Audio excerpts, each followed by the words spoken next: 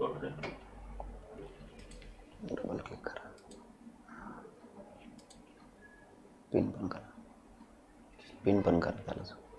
नाही नाही मागं मागं मागं परत आहे त्यालाच परत पिन आता अनम्यूट कर. सो वेलकम बच्चों, कैसे हैं आप सभी लोग? ठीक है. कल मैंने देखा कि काफी लोगों ने होमवर्क सबमिट किया है ग्रुप पे, राइट? तो उसी वजह से हम लोग कहते हैं कि टीचर्स की अगर आप सुनते हो तो आपकी जिंदगी में काफी बड़ा बदलाव आ सकता है, राइट? और बहुत सारे लोगों ने किया. Very great morning Sameer, Mahesh, Rituja, Shruti, Riyaz, Sanika, Galaxy J7 next को भी गुड मॉर्निंग है, लेकिन नाम चेंज करो बेटा. हाँ, रिनेम योरसेल्फ, आपका नाम और surname, yes, complete full name अगर डालते हो तो ज़्यादा बेटर रहेगा. यस, वैसे गणेश सर ने मैसेज भी डाल दिया है, please put your full name, ताकि हमें भी पता चल सके कि कौन मीटिंग में है, कौन नहीं है, क्या कर रहे हैं, ये सब कुछ, राइट? यस, कैसे हो सभी लोग? और पढ़ाई शुरू की क्या? NCERT कुछ लोगों ने पढ़ा है, उसके कुछ आंसर्स भी डाले हैं, वो भी किया है. ये सब कुछ है ना, कितना कितना जबरदस्त है. देखो ना, आप इतने दिन से जिस चीज का वेट कर रहे थे वो स्टार्ट हो गया है, और उसको स्टार्ट होके 3 दिन हो गए, है ना? यू कैंट बिलीव, ऐसे ही ये 7 मंथ्स खत्म हो जाएंगे एंड यू कैंट बिलीव कि हाँ सर ये तो हो गया, सब कुछ हो गया. जिन चीजों की फिक्र कर रहे थे हम लोग, ये वो सब कुछ खत्म हो गया. ठीक है. So welcome to this digital platform of Chauhan chemistry classes all of you. और हम ऐसे ही एंजॉय करते करते आगे जाएंगे. मैंने आपके लिए ये थोड़ा सा पहले ही आके बना के रख दिया है. तो कल के लेक्चर में हमने कुछ चीजें देखी थी, आज हम उसके थोड़ा सा आगे जाने वाले हैं. That is very very very interesting part. So today, right बच्चों, टुडे आज हम थोड़ा सा अलग पार्ट देखने वाले हैं कि ऑर्गेनिक कंपाउंड्स को, ऑर्गेनिक मॉलिक्यूल्स को रिप्रेजेंट कैसे करते हैं. मैंने आपसे कहा था कि चौहान केमिस्ट्री में रिपीटर्स बैच में हम क्या करते हैं, सबसे पहले बेसिक चीजों पर ज्यादा फोकस करते हैं, उसके बाद हम एडवांस चीजों के लिए जाते हैं. इसका रीजन है कि बहुत जगह पे ऐसा होता है, बहुत स्टूडेंट्स के ऐसे एक्सपीरियंसेस है कि रिपीटर्स में आने के बाद भी उनको बहुत सारी चीजें क्लियर नहीं हुई. क्यों? क्योंकि उनके बेसिक्स ही क्लियर नहीं थे, राइट? तो बेसिक से जाने की वजह से जिनको वो पहले से आता है उनका वो और क्लियर हो जाएगा या उनका रिवीजन हो जाएगा, और जिनको नहीं आता उनके लिए क्लासेस होते हैं, और उसी की वजह से हम बेसिक से स्टार्ट करते हैं हर चीज को. तो देखो बेटा, ऑर्गेनिक मॉलिक्यूल्स को रिप्रेजेंट हम 4 तरीकों से करते हैं. Number 1, Lewis dot and cross structure. You know it very well. Dots and cross से हम इनको रिप्रेजेंट करते हैं, राइट बच्चों? डॉट्स एंड क्रॉसेस से हम इनको रिप्रेजेंट करते हैं. कंप्लीट स्ट्रक्चरल फॉर्मूला, जब डॉट्स एंड क्रॉसेस से साइंटिस्ट बोर हो गए, इतना ज्यादा टाइम जाएगा, राइट? इतना सारा टाइम जाएगा इसके लिए, डॉट्स एंड क्रॉसेस निकालने के लिए. इसी वजह से उन्होंने सोचा कि भाई अब डॉट्स एंड क्रॉसेस की जगह हम क्या करेंगे, कंप्लीट स्ट्रक्चरल फॉर्मूला यूज करेंगे, जिनमें उन्होंने हाइफन इंट्रोड्यूस किया. हाइफन यानी जिसको बॉन्ड कहते हैं आप लोग, उसको इंट्रोड्यूस कर दिया. उसके बाद उसमें भी काफी सारा टाइम जा रहा था, तो थर्ड वन कंडेंस्ड फॉर्मूला आ गया. और इसी कंडेंस्ड फॉर्मूला को बहुत सारे लोगों को दिक्कत होती है. ऐसे कंपाउंड्स अगर कंडेंस फॉर्मूला में दिए हैं तो पहचान नहीं पाते. कल एक वैसा ही परसों के दिन कंपाउंड दिया था मैंने आपको, CH3 taken 3 times, right? COH, वो है टर्शरी ब्यूटिल अल्कोहल. लेकिन कुछ लोगों को समझ में नहीं आया कि सर इसका स्ट्रक्चर कैसे ड्रॉ करना है, तो वो भी हम प्रैक्टिस करने वाले हैं, राइट? और लास्ट फॉर्मूला है बॉन्डलाइन फॉर्मूला या जिगजैग फॉर्मूला. ज्यादा से ज्यादा वर्क हम बॉन्डलाइन या जिगजैग फॉर्मूला में करने वाले हैं, because it is easiest and simplest way to represent organic molecules. तो सबसे पहले हम आगे जाते हैं Lewis dot and cross formula पे. आपको पता है बेटा, कार्बन के इलेक्ट्रॉन डॉट से रिप्रेजेंट कर रहे हैं और हाइड्रोजन के इलेक्ट्रॉन क्रॉसेस से रिप्रेजेंट कर रहे हैं. आपको यहां पर क्लियर दिख रहा है ना सभी? यस. वॉल्यूम या जो वॉइस है इसका कंफर्मेशन दे दो मुझे, वीडियो का कंफर्मेशन दे दो, आपके नाम चेंज कर लो. और सभी लोगों से रिक्वेस्ट है कि लेक्चर को टाइम पर आते जाओ, यानी वक्त के पहले 5 मिनट, राइट। आपका लॉगिन होना चाहिए, है ना, 8:30 को नहीं 8:25 को लॉगिन हो जाना चाहिए, ताकि आप उस मूड में आ जाते हो 5 मिनट में कि हाँ अभी सर की सुनना है। Thank you very much everyone for this confirmation. Okay, everything is okay and everything will be fine in your life because you have joined Shravan chemistry classes. Okay, तो आगे जाते हैं, ठीक है। तो सभी लोगों से मेरी रिक्वेस्ट है कि वक्त से पहले, जो लोग वक्त से पहले काम करते हैं वो लोग लाइफ में हमेशा आगे रहते हैं। तो आपसे भी मेरी रिक्वेस्ट है कि मीटिंग में भी या लेक्चर में भी 5 मिनट पहले आके बैठो, ताकि आप उस मेंटालिटी में आ जाए ग्रास्प करने के, कुछ लेने के, राइट। आगे जाते हैं। तो डॉट्स एंड क्रॉसेस को हम रिप्रेजेंट करते हैं, कार्बन के डॉट्स को हमने, कार्बन के इलेक्ट्रॉन्स को डॉट से, और ये कौन से इलेक्ट्रॉन लिखते हैं बेटा, ये सिर्फ वैलेंस इलेक्ट्रॉन लिखते हैं। कार्बन के वैलेंस इलेक्ट्रॉन आपको पता है 4 होते हैं, कार्बन की वैलेंसी 4 होती है। आप लोगों ने ये कभी कॉन्सेप्ट सुना होगा फॉर्मल चार्ज का, हाँ, फॉर्मल चार्ज का कॉन्सेप्ट। बहुत सारे लोगों को ये फॉर्मल चार्ज का कॉन्सेप्ट डिफिकल्ट लगता है, या फॉर्मल चार्ज कैसे निकालना है, मॉलिक्यूल में बॉन्ड फॉर्म होने के बाद या मॉलिक्यूल में जो एटम प्रेजेंट होते हैं उन पर क्या फॉर्मल चार्ज होता है, वो काफी लोगों को समझ में नहीं आता। तो एक सिंपल सी ट्रिक मैं इसके लिए आपको बता देता हूं कि बेटा फॉर्मल चार्ज निकालने के लिए, फॉर एग्जाम्पल अमोनिया है, अमोनिया की वैलेंसी 3 है, और हाइड्रोजन भी उस नाइट्रोजन को, अमोनिया में नाइट्रोजन की वैलेंसी 3 है और उसको 3 हाइड्रोजन अटैच है, इसका मतलब उसकी वैलेंसी फुलफिल हो गई। जिसकी वैलेंसी जितनी है उतने बॉन्ड्स अगर उसको आ जाए तो उसका फॉर्मल चार्ज उस एटम का 0 होता है बच्चों। फॉर्मल चार्ज यानी उसने बॉन्ड फॉर्मेशन के वक्त कुछ एक्स्ट्रा वैलेंसी से एक्सिड इलेक्ट्रॉन लिए, या वैलेंसी के इलेक्ट्रॉन अभी भी बॉन्ड पेयर करना बाकी है, उसे हम कहते हैं उसका फॉर्मल चार्ज।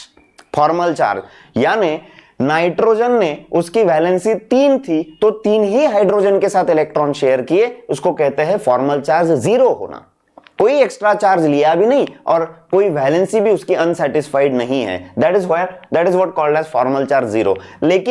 लेकिन बच्चों अगर नाइट्रोजन को आप NH4 प्लस लिख देते हैं, NH4 लिख देते हैं, तो बच्चों नाइट्रोजन पे 4 हाइड्रोजन आ गए। वैलेंसी जिस नाइट्रोजन की 3 है वो एक बॉन्ड ज्यादा बना रहा है, तो ज्यादा बॉन्ड बनाने के लिए उसे क्या करना पड़ेगा, उसे खुद का एक इलेक्ट्रॉन दूसरों को देना पड़ेगा। जब वो खुद का इलेक्ट्रॉन दूसरों को देगा तो उस पर पॉजिटिव चार्ज आएगा, यानी यहां पर ये नाइट्रोजन है पॉजिटिवली चार्ज, यानी +1।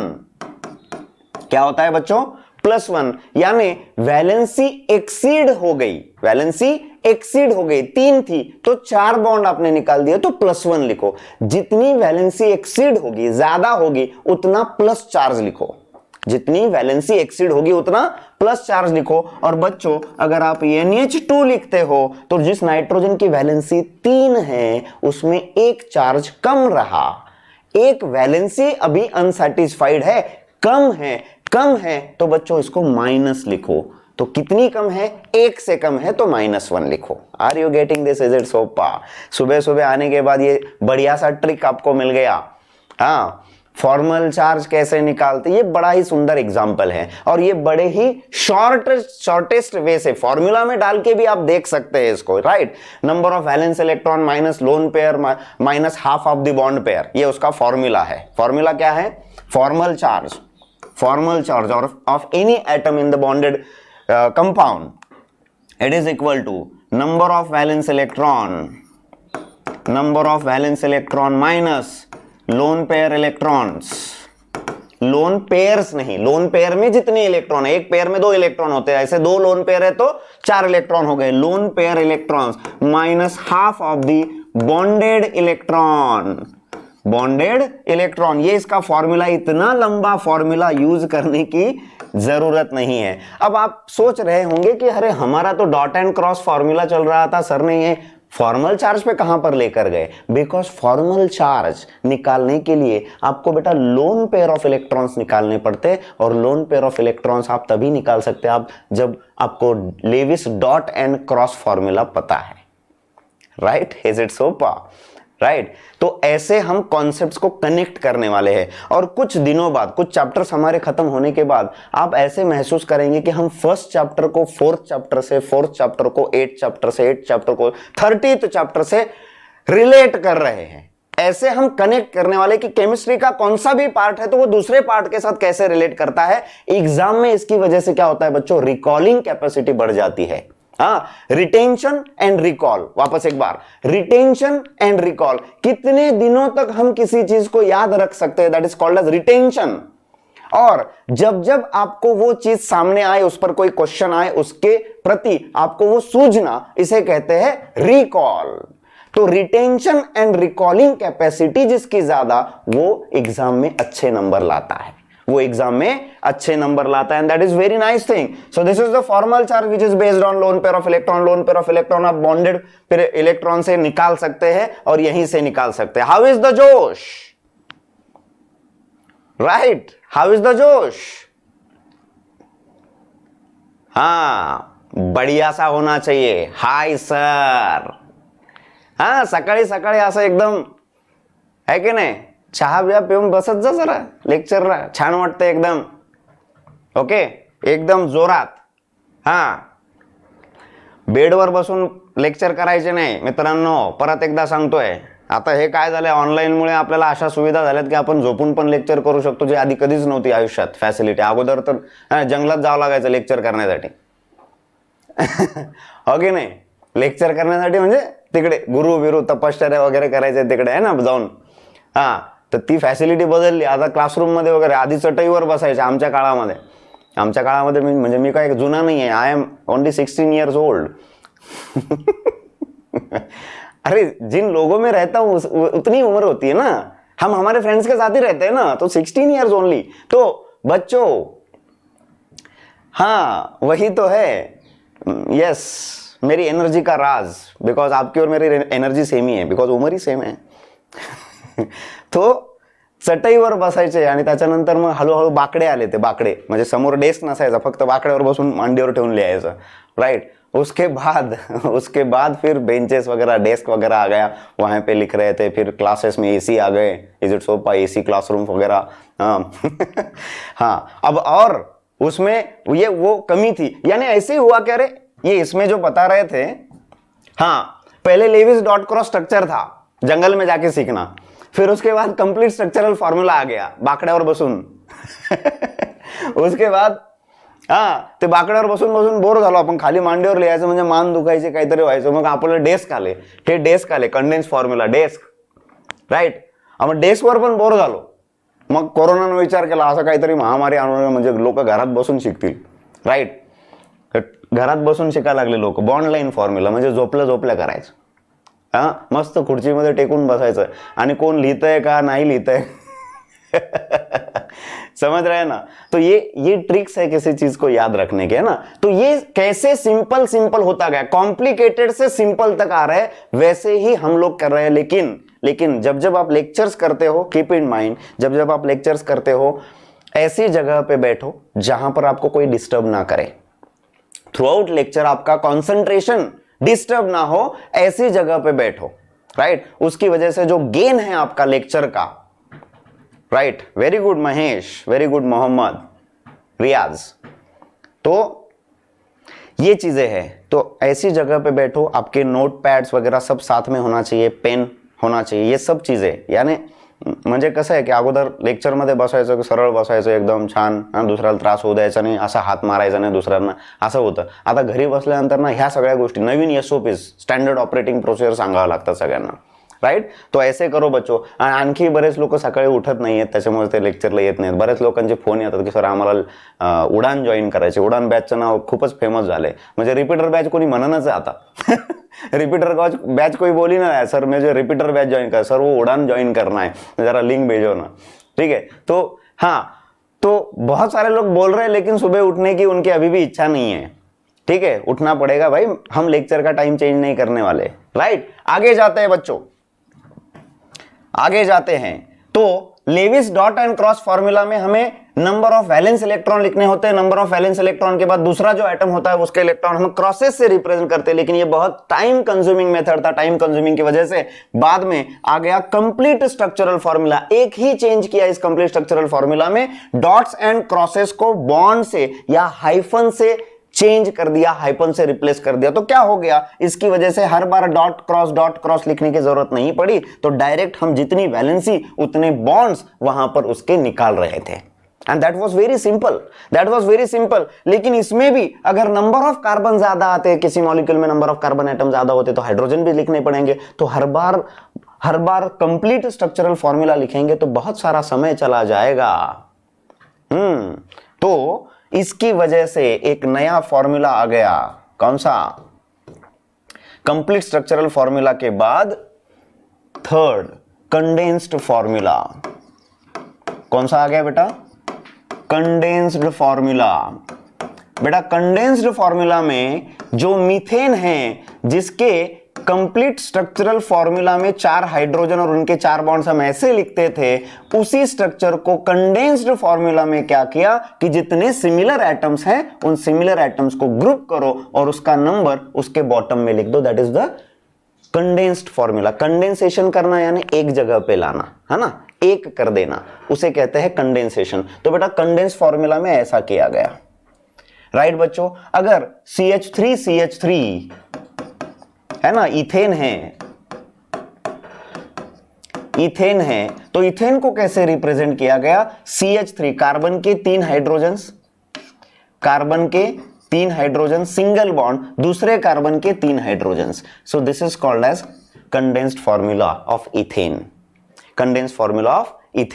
और इसी वजह से हम आगे जा रहे हैं इसी में।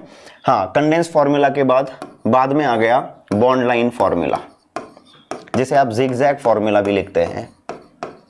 इसी में दिक्कत होती है काफी लोग इसमें। कंडेंस फॉर्मूला में एक बार और हम थोड़ा सा एग्जांपल की प्रैक्टिस करते हैं ताकि आप लोगों को इसमें कभी दिक्कत ना आए। बेटा एक मॉलिक्यूल है जिसको हमने ऐसा लिखा CH3, वो एक लिख दिया CH3 CH2 CH2 CH3।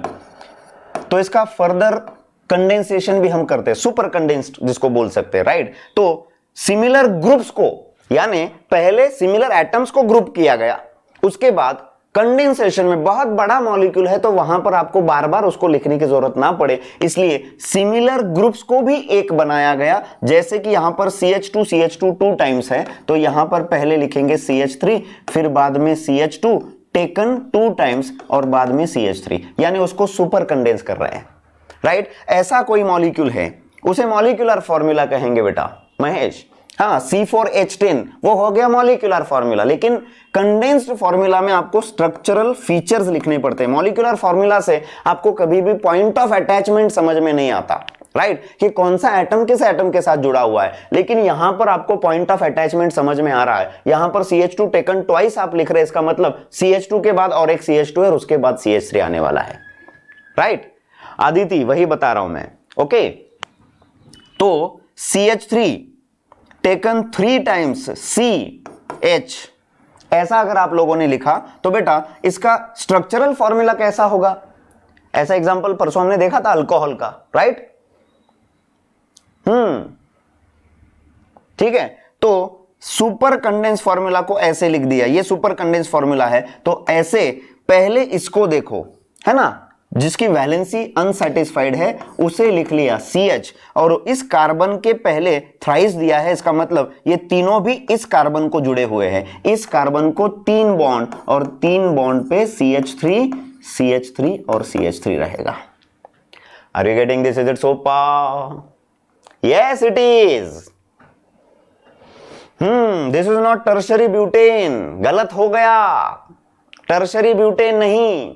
Tertiary कब होगा? जब इसे कोई फंक्शनल ग्रुप लगेगा तो इस कार्बन को टर्शरी, ये कार्बन टर्शरी जरूर है लेकिन नाम इसका टर्शरी ब्यूटेन नहीं, आइसोब्यूटेन है। Correct Apurva, right, yes. तो इसे हम आइसोब्यूटेन लिखते हैं। ये आइसोनियो ये हमेशा पागल कर देता है ना, हम इसको सिंपल बनाएंगे बेटा। This is isobutane, this is isobutane, yes. तो कंडेंस्ड फॉर्मूला को हम ऐसे लिख सकते हैं, या अगर कोई मॉलिक्यूल ऐसे हैं CH3 CH2 CH2 CH2 CH3, तो इसका कंडेंसेशन करने के बाद क्या होगा रे? 3 CH2 को ग्रुप कर दो, 3 CH2 को ग्रुप कर दो, CH3 टेकन 3 टाइम्स CH3। हाँ, अब आप ऐसे बोलेंगे सर ये बाद में ये CH3 ये भी सिमिलर ग्रुप्स है, फिर इसको भी कंडेंस करना है क्या? कर सकते हैं, लेकिन होगा क्या? कंडेंस्ड फॉर्मूला में एक शर्त होती है, एक कंडीशन होती है कि कंडेंस्ड फॉर्मूला में terminals must be mentioned, terminals must be mentioned, correct? Okay, तो CH3 CH2 टेकन 3 टाइम्स और CH3 ऐसे लिखना पड़ेगा आपको। उसके बाद और एक एग्जांपल इसका मैं लेना चाहता हूं, और एक एग्जांपल हम लेना चाहते हैं यहां पर। हाँ, इसे थोड़ा सा कंडेंस कर देंगे, राइट? थोड़ा सा कंडेंस कर देंगे इसको। ओके, ये एक आपने लिख दिया, ये दूसरा लिख दिया। हाँ, इस फॉर्मूला को, इस मॉलिक्यूल को आप लिखो कंडेंस्ड फॉर्मूला में।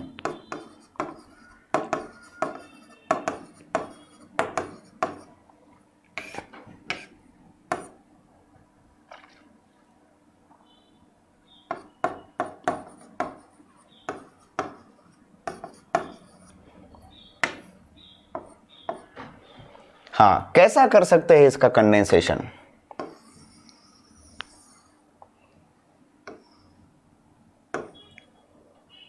यस, कैसा कर सकते हैं? जल्दी जल्दी। टर्मिनल मतलब लास्ट वाले एलिमेंट्स या लास्ट वाले ग्रुप्स, ये इधर का टर्मिनल, इधर का टर्मिनल। टर्मिनल यानी एंड्स होते हैं जनरली। अर्शन, हाँ, is that clear now? Very good. चलो तो लिखते हैं व्हाट इज कंडेंसेशन। देखो ये 2 CH3 है, इन दोनों को कंडेंस कर सकते हैं बिकॉज दोनों सिमिलर है। तो 2 CH3 CH पर अटैच्ड है, तो 2 CH3 taken 2 times CH। You must mention terminals, right, terminals. उस CH के बाद CH2 3 बार आ रहा है। CH2 कितने बार आ रहा है? 3 बार। और उसके बाद एक कार्बन है जिस पर 3 मिथाइल ग्रुप्स है, तो एक कार्बन और 3 मिथाइल ग्रुप्स को कंडेंस कर दो। This is the condense formula of this molecule. तो ऐसे कंडेंस्ड फॉर्मूला अगर एग्जाम में आते हैं तो पहले इसको खोलो। हाँ, वो गोदरेज का है ना, वो हेयर डाई का एडवर्टीज आता है ना, हाँ, क्या बोलते हैं? खोलो, घोलो और लगा लो, राइट? तो ऐसे क्वेश्चन या ऐसे क्वेश्चंस पर अगर आपको क्वेश्चन या MCQs आते हैं एग्जाम में, तो क्या करना है? जल्दबाजी नहीं करनी है। हाँ, टर्मिनल सिमिलर हर बार नहीं हो सकते। यस, हर मॉलिक्यूल अलग होता है, तो टर्मिनल हर बार सिमिलर नहीं होने वाले हैं। ओके, सो इज इट सोपा? तो इस तरह से आप इसको कर सकते हैं। ओके, अपर्णा ने डाल दिया है, देखो, very good, very good.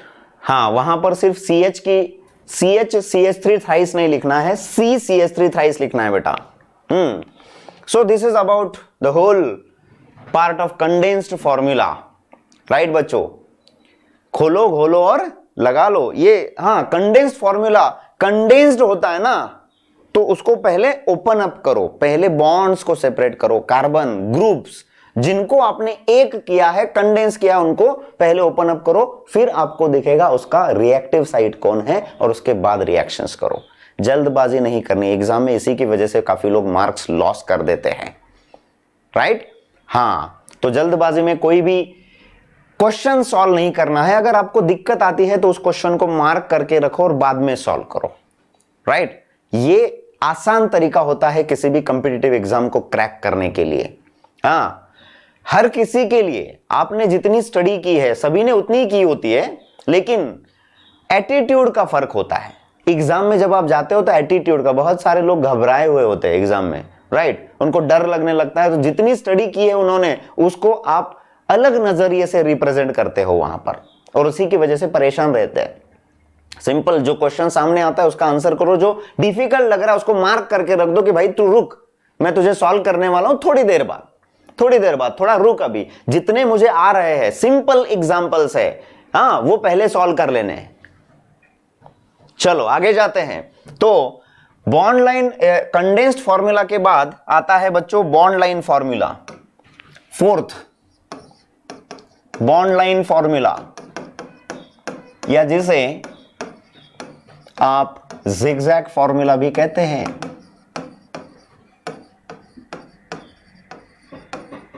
Zigzag formula भी कहते हैं। कैसे? अगर कोई बॉन्ड लाइन फॉर्मूला या कोई condensed formula given structural formula ऐसा है बच्चों, तो जनरली हर कार्बन इसमें sp3 हाइब्रिडाइज्ड है। आप देख रहे हो इस मॉलिक्यूल को, हर कार्बन यहां पर क्या है बच्चों, sp3 हाइब्रिडाइज्ड है। तो sp3 हाइब्रिडाइज्ड है तो सभी का हाइब्रिडाइजेशन sp3 है, तो उसका स्ट्रक्चर क्या आएगा, हर कार्बन उसमें टेट्राहेड्रल है, और टेट्राहेड्रल कार्बन हमेशा जिगजैग फॉर्म में एग्जिस्ट करते हैं, 1 2 3 एंड 4, 1 2 3 एंड 4। तो इन्हें आप जिगजैग में लिखो। अगर एक लाइन में लिखने जाएंगे तो स्ट्रक्चर ऐसा दिखेगा, बीच में कहां पर कार्बन है समझ में नहीं आएगा, इसलिए इस स्ट्रक्चर को जिगजैग फॉर्म में लिखा जाता है। And every terminal is a carbon and every corner is also a carbon atom. जहां पर वो मोड़ रहा है वहां पर कार्बन एटम प्रेजेंट है। और सेकेंड थिंग, इस बॉन्ड लाइन फॉर्मूला में पहला रूल होता है कि नॉर्मल अल्केन्स अगर है तो don't write carbon and hydrogen in the given structural formula. Bond line formula का पहला रूल है कार्बन एंड हाइड्रोजन तब तक मत लिखो जब तक वो किसी फंक्शनल ग्रुप में नहीं आते, जैसे कि OH है, हाँ OH, तो OH में हाइड्रोजन नहीं लिखेंगे तो फंक्शनल ग्रुप समझ में आएगा कि वहां पर हाइड्रोजन लिखना पड़ेगा, लेकिन कार्बन में कहीं पर हाइड्रोजन लिखने की जरूरत नहीं है। That is called as bond line formula. That is called as बच्चों बॉन्ड लाइन फॉर्मूला। COOH है, CONH2 है, राइट, यहां पर आपको हाइड्रोजन लिखने पड़ेंगे। ठीक है, फंक्शनल ग्रुप में अगर आते हैं तो उन्हें लिखो, don't write carbon and hydrogen, don't write carbon and hydrogen unless and until it is part of functional group।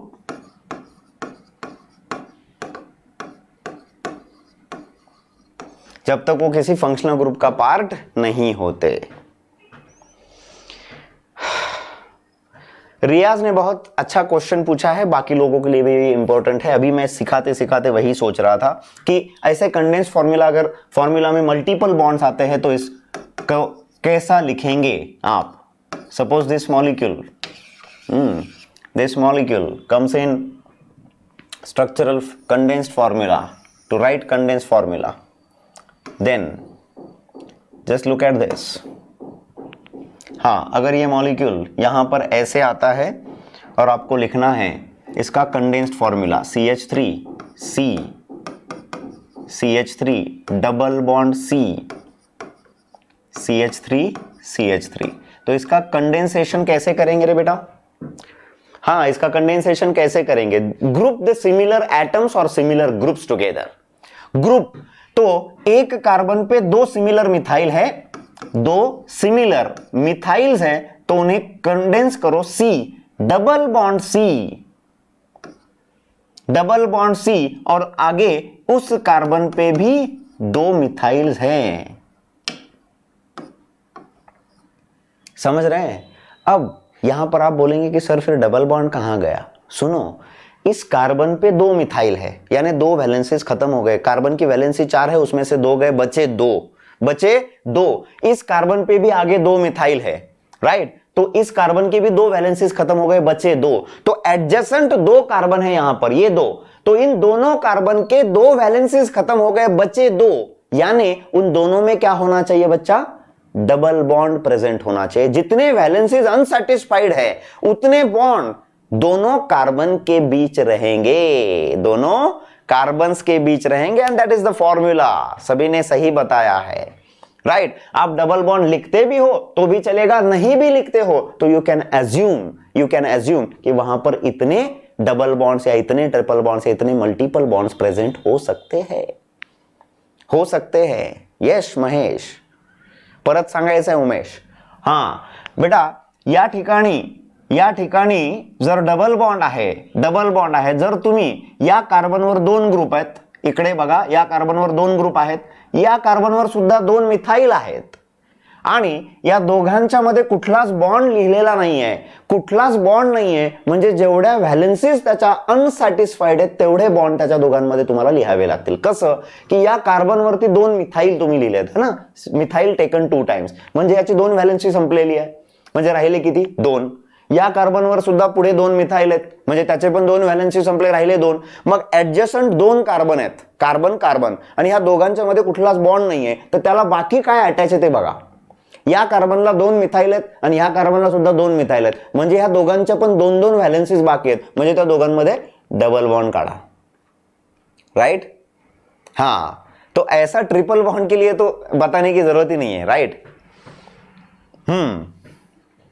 Triple and double bond अगर है तो उसके वैलेंसी से डिसाइड होगा बेटा, right. Triple and double bond अगर वहां पर प्रेजेंट है तो उसके वैलेंसी से डिसाइड करेंगे कि वो कैसे प्रेजेंट होगा, राइट। उसका भी एक एग्जांपल दे देता हूं, राइट।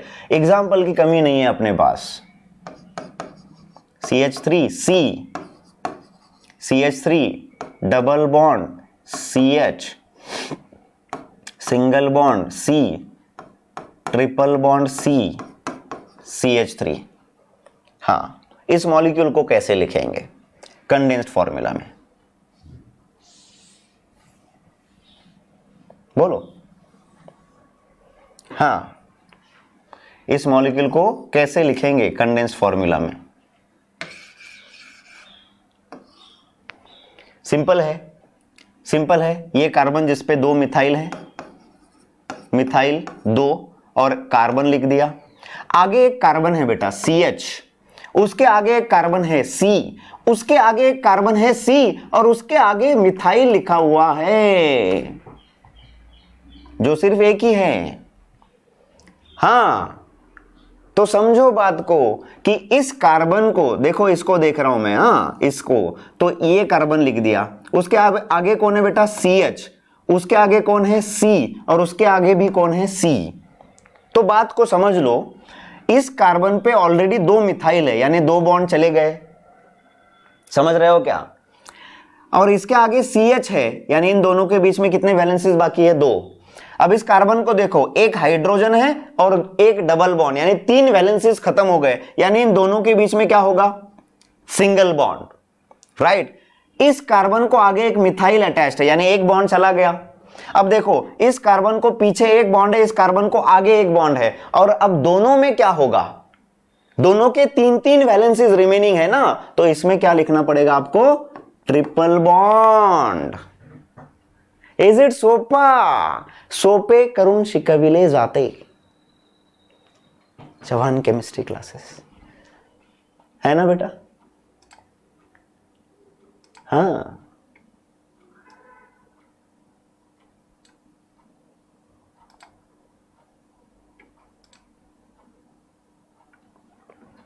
वेरी सोपा, अमेजिंग है ये, अमेजिंग है। कोई भी मॉलिक्यूल ले लो, मैं जो मेथड आपको बता रहा हूं ना, ये सुटेबल है। ग्रामीण भागातून आलेला माणूस आहे मी, हा मातीशी जोडलेला माणूस आहे, त्याच्यामुळे ना एकदम आपल्या समजेल अशा भाषेत शिकवतो मी। मला जसं केमिस्ट्री येतं तसं माझे जे प्रॉब्लेम होते ना 11-12 मध्ये, तेच तुमचे पण असतात, म्हणून त्याला डोक्यात ठेवून शिकवतो मी। त्याला डोक्यात ठेवून शिकवतो, म्हणजे काय असतं की आपल्याला भेटतं ते, आपल्याला जे प्रॉब्लेम आहेत ते आपल्याला कळाले की आपल्याला वाटतं वाह, ती वाव वाली फीलिंग आपल्याला आली पाहिजे कुठल्याही लेक्चरमध्ये, राइट। वो वाव वाली फीलिंग आनी चाहिए, राइट। वो समझना बहुत ज़्यादा ज़रूरी है, नहीं तो क्या होता है, हाँ कुछ तो क्लास में चल रहा है, आपने बहुत ऐसे है ना, आपने कहीं पर नाम सुना होता है कि ये बहुत अच्छी क्लास है, ये हाँ बहुत ज़्यादा बच्चे हैं इधर, उधर जाओ इधर जाओ। लेकिन वहां पे जाने के बाद ना हमें ऐसा फील होता है यार ये क्लास मेरे लिए नहीं है, ये मेरे मेरे लाइक ये नहीं चल रहा है, मुझे जैसा चाहिए वैसा, ये कुछ तो हवा में ही जा रहा है। So this class is made for all kind of people. यहाँ पर मराठी मीडियम का बच्चा भी 660 स्कोर कर रहा है, सीबीएसई का भी 600 प्लस स्कोर कर रहा है, और आईसीएसई का भी 600 प्लस स्कोर कर रहा है, सेमी इंग्लिश का भी उतना ही स्कोर कर रहा है। ओके, तो आगे जाते हैं, इसी पार्ट को आगे लेकर जाते हैं बॉन्ड लाइन फॉर्मूला में, वहां पर आगे के भी पार्ट्स हम देखेंगे बेटा। हाँ देखो, ये बॉन्ड लाइन फॉर्मूला ऐसे है, राइट। अब यहां पर अगर मैंने ऐसे लिख दिया CH3C डबल बॉन्ड OH, हाँ ये फंक्शनल ग्रुप है। फंक्शनल ग्रुप को कैसे लिखेंगे, एक कार्बन दूसरा कार्बन, कार्बन कितने हैं बच्चों, 2। अब आगे फंक्शनल ग्रुप है तो इस कार्बन को डबल बॉन्ड O है। हमने क्या बताया था, कार्बन और हाइड्रोजन नहीं लिखने, ऑक्सीजन लिखना पड़ेगा, तो डबल बॉन्ड है वहां पर लिखना पड़ेगा। राइट। और इसको आगे अगर आपने कुछ भी नहीं लिखा तो नहीं चलेगा, बिकॉज उसका वैलेंसी सेटिस्फाइड नहीं है। और आपने सिर्फ ऐसा बॉन्ड भी निकाल दिया तो भी नहीं चलेगा, बिकॉज बॉन्ड यानी ये टर्मिनल जो होता है उसको हम कार्बन कंसिडर करते हैं, लेकिन यहां पर कार्बन है क्या, नहीं है। तो कंपलसरी यहां पर आपको हाइड्रोजन लिखना पड़ेगा, तब समझ में आएगा कि ये अल्डिहाइड फंक्शनल ग्रुप है। सिर्फ बॉन्ड निकालेंगे तो कीटोन बन जाएगा, कीटोन बन जाएगा। सो this is very very very important, this is ketone CH2 CH3। पहले कार्बन काउंट करो बच्चों, 1 2 3 4, 1 2 3 4 कार्बन काउंट करो। ऐसे कुछ नहीं होता कि इस कार्बोनिल को ऊपर ही लिखा तो कार्बोनिल होता है, नीचे भी लिख सकते हैं, कोई मैटर नहीं है, कोई मैटर नहीं है। कुछ लोगों को डर लगता है कि भाई नीचे लिख दिया तो गलत तो नहीं हो जाएगा।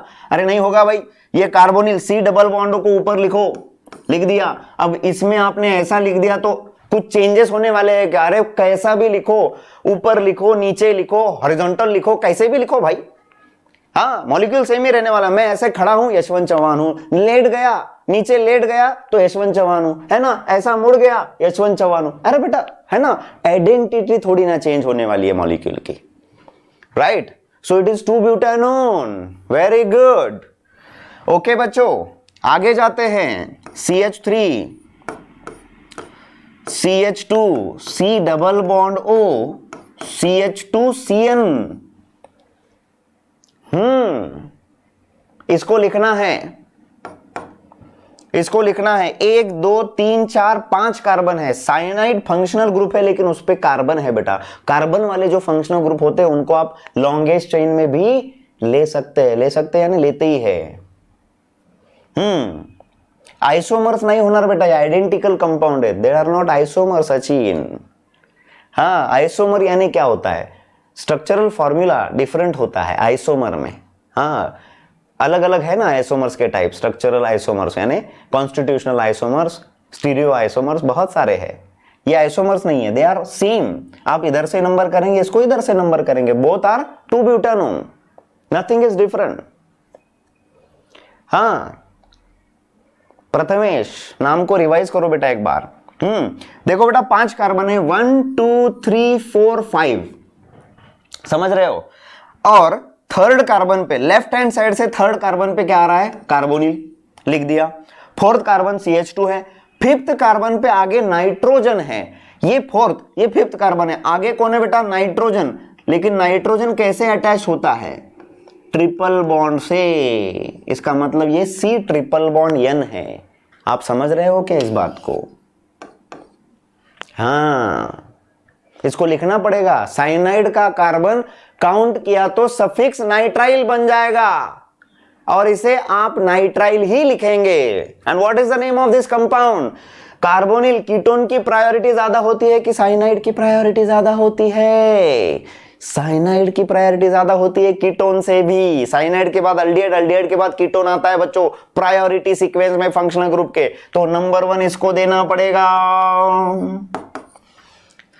और नोमेनक्लेचर आगे आने वाला है, उसके पहले एक ट्रेलर बता देता हूं, तो पिक्चर अभी बाकी है मेरे दोस्त, ऐसा हो जाएगा। तो बेटा ये 1 ये 3 ऑक्सो हो जाएगा, बिकॉज कीटोन जब साइड चेन में आता है तो उसको हम क्या कहते हैं बच्चों, ऑक्सो कहते हैं। 3 oxo, 3 oxo pentane nitrile, hello pentane nitrile, 3-ऑक्सोपेंटेन-नाइट्राइल। यस, वही तो है। Organic chemistry is very very सोपा। अगर आप ठीक ढंग से उसको सीखते हो, पढ़ते हो, ठीक से उसको प्रैक्टिस करते हो तो। नॉमेनक्लेचर का each and every part, each and every bit मैं लेने वाला हूं, because it is very important. बहुत सारे लोगों को उसमें ही दिक्कत होती है और उसी वजह से ऑर्गेनिक केमिस्ट्री डिफिकल्ट लगता है। ऑर्गेनिक केमिस्ट्री डिफिकल्ट लगता है। यस, इट इज सोपा। आगे जाएंगे। रिप्रेजेंटेशन ऑफ ऑर्गेनिक मॉलिक्यूल्स हमारा हो गया है। Now representation of organic compounds के बाद बच्चों, रिप्रेजेंटेशन ऑफ ऑर्गेनिक कंपाउंड्स के बाद फंक्शनल ग्रुप,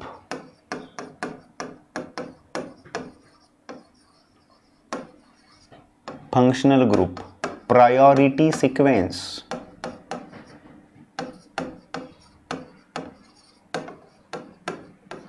प्रायोरिटी सीक्वेंस के साथ साथ हम क्या करने वाले हैं? प्रायोरिटी सीक्वेंस में हम क्या करने वाले हैं बच्चों?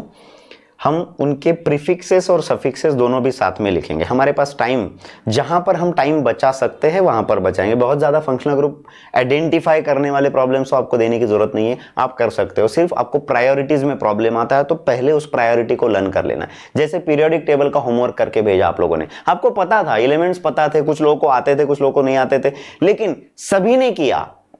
क्यों किया? बिकॉज उसमें आपको कुछ तो नया मिला होगा। जब आप नए से उसको करते हो तो वापस एक बार आपको वो नए से समझ में आता है, नया कुछ तो मिलता है, राइट? तो फंक्शनल ग्रुप प्रायोरिटी सीक्वेंस जो होता है, सबका राजा COOH, then SO3H, then SO3H, then anhydride COOCO, then Easter,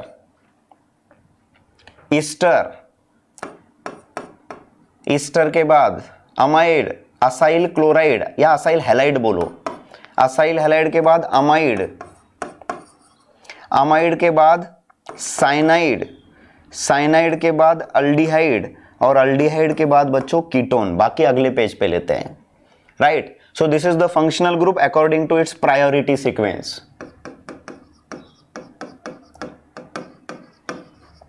functional group, functional group का सफिक्स, हां, पहले नेम लिखता हूं, इसका नाम, फिर सफिक्स, नाम में सफिक्स भी आने वाला है, और फिर प्रीफिक्स। थोड़ा सा आगे इसलिए लिख रहा हूं बेटा, सफिक्स कब लेते हैं? जब वो पेरेंट होता है, और प्रीफिक्स कब लेते हैं? जब वो साइड चेन या ब्रांच होता है। समझ रहे हो ना? वही फंक्शनल ग्रुप जब पेरेंट होता है तो पेरेंट होने के बाद, हां, पेरेंट होने के बाद उसको हम सफिक्स लेते हैं, और जब वो साइड चेन होता है तो उसके लिए प्रीफिक्स लेते हैं, प्रीफिक्स लेते हैं। तो कार्बोक्सिलिक एसिड अगर आएगा तो कार्बोक्सिलिक एसिड के लिए नाम ओइक एसिड होता है। क्या होता है बच्चों? ओइक एसिड, ये उसका सफिक्स है, तो इसे आप जोड़ देंगे नाम के साथ, इसके नाम के साथ, अल्केनोइक एसिड। क्या बोलेंगे बच्चों? अल्केनोइक एसिड, जिसमें अल्क आता है जितने नंबर ऑफ कार्बन वहां पर प्रेजेंट है उससे, राइट? यस, अल्क एंड अल्कान, लास्ट का ई रिप्लेस्ड बाय सफिक्स आपने यूज किया ओइक एसिड, सफिक्स वहां पर यूज किया ओइक एसिड। लेकिन जब जब ये carboxylic acid, more than one carboxylic acid किसी कंपाउंड में प्रेजेंट होते हैं, और आपको लॉन्गेस्ट चेन छोड़कर कहीं साइड चेन में उसको लेना पड़ा, तो उसका प्रीफिक्स आपको यूज करना पड़ता है कार्बोक्सी। प्रीफिक्स नाम के पहले यूज करना पड़ता है, कार्बोक्सी। सल्फोनिक एसिड को हम लिखते हैं alkane sulphonic acid, alkane sulphonic acid.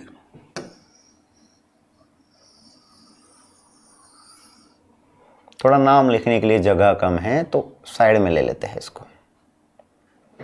Alkane sulphonic acid,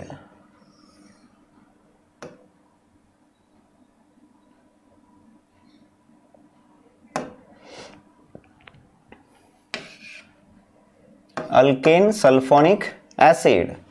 और ये जब प्रीफिक्स में आएगा यानी पेरेंट आएगा तो इसे आप यूज करते हैं सल्फोनिक एसिड, सल्फोनिक एसिड। और जब वो साइड चेन में आता है तो उसे आप यूज करते हैं सल्फो, सल्फो।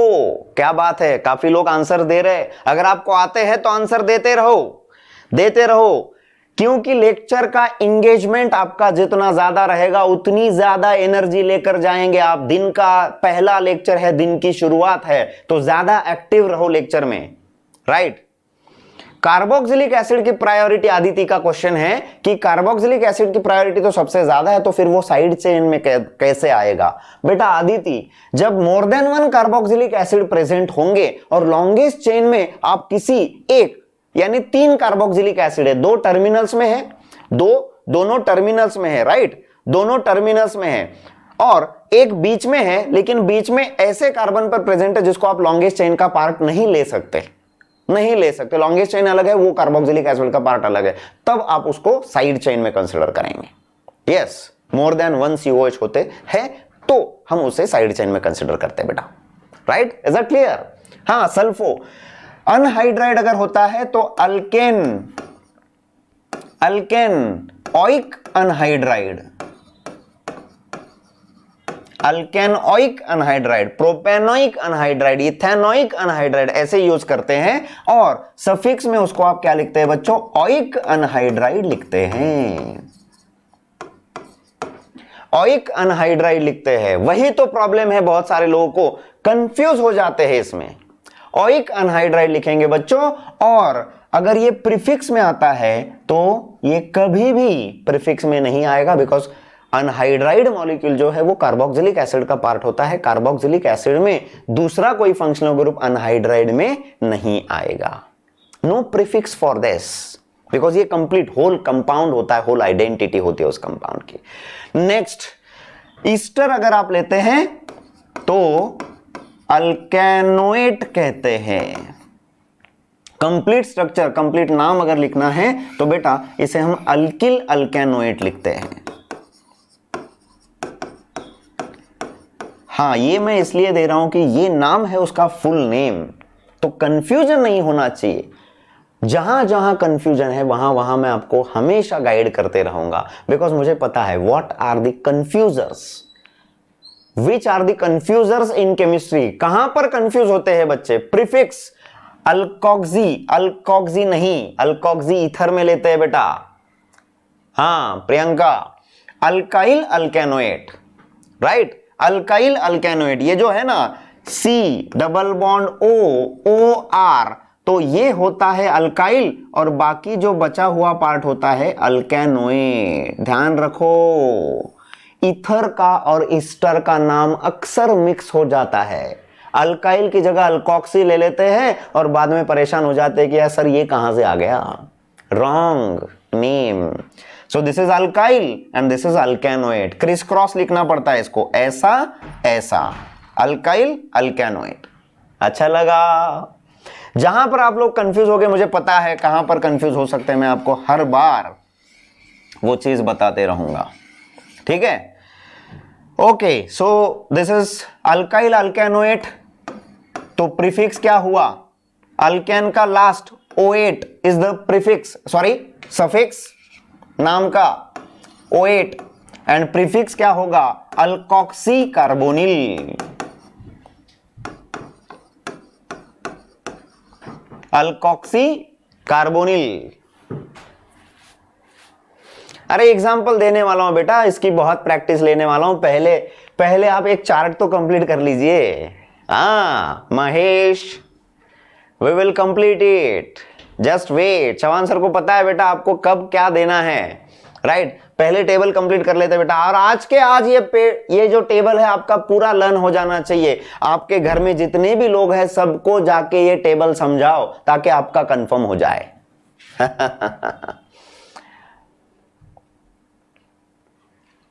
प्रीफिक्स के लिए अल्कोक्सी यूज करते हैं, प्रीफिक्स के लिए अल्कोक्सी यूज करते हैं।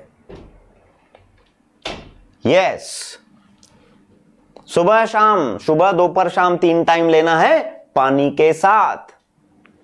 टेबल कैसा याद करें, ऐसे क्या ऐसा याद करना है बेटा।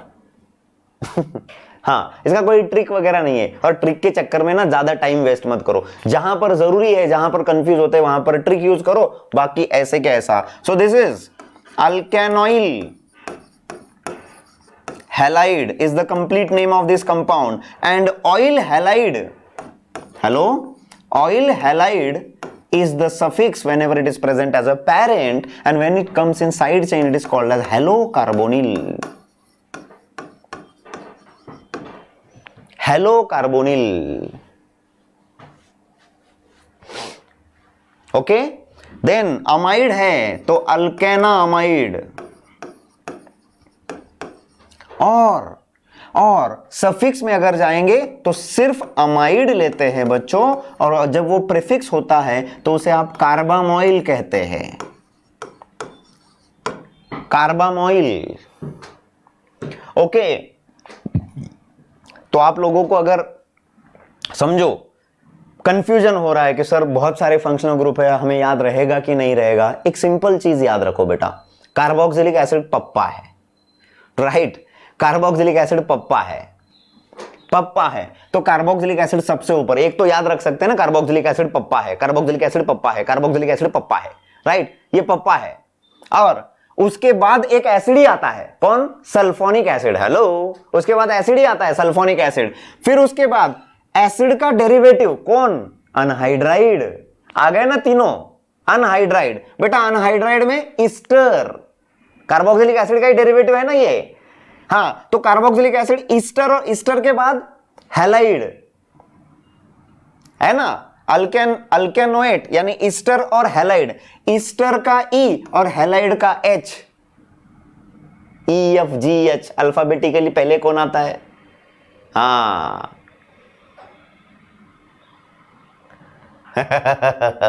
अपूर्वा मजाक कर रहे हो सर, पप्पा को देख के कार्बोक्सिलिक एसिड। हाँ, 1-2 दिन पप्पा को ना पप्पा मत बोलो, कार्बोक्सिलिक एसिड, कार्बोक्सिलिक एसिड बोलो, आपको याद रहेगा कि कार्बोक्सिलिक एसिड पप्पा है। इज इट सोप्पा, इज इट सोप्पा। चलो वेरी गुड। यहां पर अल्केन नाइट्राइल लिखना है बच्चों, क्या लिखना है, अल्केन नाइट्राइल। और जब पेरेंट में आता है तो नाइट्राइल, और जब साइड चेन में आएगा तो बच्चों कहना है साइनो। साइनो, CHO को कहते हैं अल्डिहाइड। अल्डिहाइड, लेकिन पेरेंट में महाजन सर आ गए, अरे आ गए बेटा। अल्केना अमाइड, सॉरी अल्केनल, अल्केनल पेरेंट में आता है तो अल, और साइड चेन में आता है तो 2 प्रीफिक्सेस लिखते हैं बेटा। साइड चेन में आता है तो प्रीफिक्स क्या लिखना है बच्चों, साइड चेन में आएगा तो आप इसको ऑक्सो बोलते हैं, और दूसरा एक प्रीफिक्स है फॉर्मिल। फॉर्मिल, कब ऑक्सो और कब फॉर्मिल यूज करना है कल के लेक्चर में सीखते हैं। कब ऑक्सो और कब फॉर्मिल, फॉर्मिल या अल्डो भी यूज करते हैं, कब करना है वो कल के लेक्चर में। लास्ट बचा है कीटोन, कीटोन तो इसे आप लिखते हैं अल्केनोन। अल्केनोन प्रीफिक्स, सफिक्स में आता है तो ओन, ONE 1, और प्रीफिक्स में आता है तो ऑक्सो या कीटो। ऑक्सो या कीटो। स्क्रीनशॉट लेना चाहते हो, ले लीजिए भाई, ले लीजिए। आप ही के लिए ये लेक्चर यूट्यूब पे आने वाला है, कि अब जरूर आएगा। हाँ, तो आगे के 2 भी कंप्लीट कर लेते हैं, बिकॉज फंक्शनल ग्रुप एक साथ होने चाहिए, राइट। फंक्शनल ग्रुप एक साथ होने चाहिए। तो ये इसका स्क्रीनशॉट ले लो फटाफट, जल्दी। हो गया क्या बेटा, स्क्रीनशॉट हो गया क्या, जल्दी जल्दी बोलो। हाँ, इसका पीडीएफ भेज देता हूं मैं आपको, राइट। आगे जाते हैं बेटा। कीटोन के बाद पहला फंक्शनल ग्रुप अल्कोहल, फिर थायोल, फिर अमाइन, फिर डबल बॉन्ड, फिर ट्रिपल बॉन्ड। ये है फंक्शनल ग्रुप की प्रायोरिटी सीक्वेंस। अब इसको क्या कहते हैं, इसका पूरा नाम क्या है, अल्केनॉल, इसका अल्केन थायोल, इसका अमाइन अल्केना अमाइन, इसका नाम क्या है, अल्कीन, और इसका पूरा नाम अल्काइन, राइट बच्चों। Decreasing priority of functional group RXOR NO2, ये सब साइड चेन में आते हैं, प्रीफिक्सेस में आते हैं। इनको मेन फंक्शनल ग्रुप के अंदर हम कभी कंसिडर नहीं करते। They are always used at the substituents, right. आगे हम नोट में लिखते हैं उसको। तो इसका सफिक्स क्या आ रहा है बच्चों, ऑल, इसका सफिक्स थायोल, इसका सफिक्स अमाइन, इसका सफिक्स इन, और इसका सफिक्स आइन। अल्केन, ये अल्कोहल अगर साइड चेन में आता है तो क्या लिखते हैं बच्चों, प्रीफिक्स के लिए हाइड्रोक्सी, थायोल थायो, राइट। अमाइन साइड चेन में आता है तो अमाइनो। अल्कीन आता है साइड चेन में या आपके कंपाउंड में अल्कीन या अल्काइन जब आते हैं तो वो लॉन्गेस्ट चेन के पार्ट अगर होते हैं तो वो हमेशा टर्मिनल में यानी सफिक्स में ही लिखे जाते हैं before parent functional group. Hello, before parent functional group. Is it सोपा? यस, इसके रनिंग नोट्स भेजने वाला हूं बेटा, आज पीडीएफ मिल जाएगा आप लोगों को। यस, सो चलो, फंक्शनल ग्रुप की प्रायोरिटी सीक्वेंस हमारी खत्म हो गई। देखो, फंक्शनल ग्रुप को हम डिक्रीजिंग प्रायोरिटी में अरेंज किया है हमने। क्या है, functional group priority sequence, decreasing priority. ये पूरी सीक्वेंस आज लर्न कर लेना है, ये पूरी सीक्वेंस लर्न कर लेना है आज। कल मुझे चाहिए, कल पूरी सीक्वेंस चाहिए मुझे, और इतना जबरदस्त नॉमेनक्लेचर लेने वाला हूं, आप कभी इमेजिन नहीं कर सकते कि इतना बढ़िया भी नॉमेनक्लेचर होता है। हाँ, अब सुनो, हैलाइड, हेलो, नाइट्रो, अल्कोक्सी यानी XNO2, alkoxy OR, alkyl R group, ये सब always used as substituent, always used as substituents. Is that clear? Sir, मी एक चार्ट केला आहे, त्यात काही चुकला असेल तर सांगा, मला पाठवून द्या बेटा। सभी का पीडीएफ में आपको भेजने वाला हूं। यस, सो मैं यहां पर रुकता हूं, महाजन सर का लेक्चर है, आगे कंटिन्यू करेंगे। Thank you very much. अगर आपको कुछ डिफिकल्टीज है तो व्हाट्सएप ग्रुप पे डाल दो बेटा। And are you enjoying this system, this lecture, right? इतने सुबह उठ के मैं आपका जो दिमाग खाता हूं ऐसे बोल सकते हैं, right? Are you enjoying it? तो एंजॉय करो और बहुत बहुत बहुत कंसंट्रेशन से स्टडी करो, बहुत सोपा होगा। The whole chemistry will become सोपा for you, right? That is my promise. Screenshot घ्यायचा आहे, घेऊन टाका।